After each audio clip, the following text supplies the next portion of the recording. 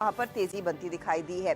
हम मेंशन कर रहे थे फार्मा कंपनियां, तो doctor Reddy's top of the trade है, लेकिन मेटल्स पर आपका ध्यान होना चाहिए। जेएसडब्ल्यू स्टील, हिंडाल्को जैसे ट्रेड्स, टाटा स्टील जैसे ट्रेड्स, इन सब में अच्छी खासी तेजी आज के दिन बनती हुई दिखाई दी है।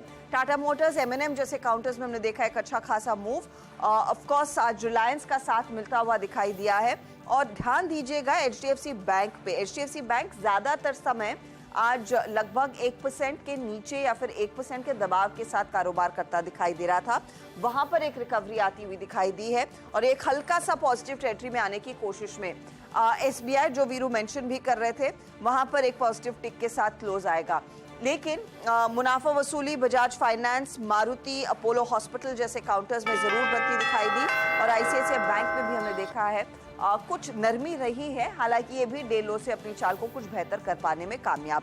तो आज का जो फिनिश आ रहा है वो 19,632 के आसपास आ रहा है। करीब करीब 60-61 पॉइंट की बढ़त पर इंडेक्स जाकर टिक रहा है। एडवांस डिक्लाइन रेशियो पॉजिटिव में, मिड कैप्स में एक अच्छी खासी रिकवरी देखने को मिली। 137 अंकों की बढ़त पर आज ये इंडेक्स जाकर टिका है। और of course leader of the pack आज आईटी रहा, कुछ दूसरे सेक्टर्स के समेत आईटी और मेटल्स में जहां पर सबसे ज्यादा स्ट्रेंथ रही। फटाफट से आपके लिए लेकर आते हैं फिर आज आशीष और नीरज के बीच का मुकाबला किस तरह के रिटर्न्स फाइनली दिखा रहा है।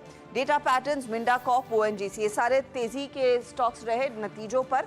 उत्कर्ष स्मॉल फाइनेंस बैंक के नंबर से ज्यादा कुछ उत्साह नहीं था, तो वहां पर मुनाफा वसूली।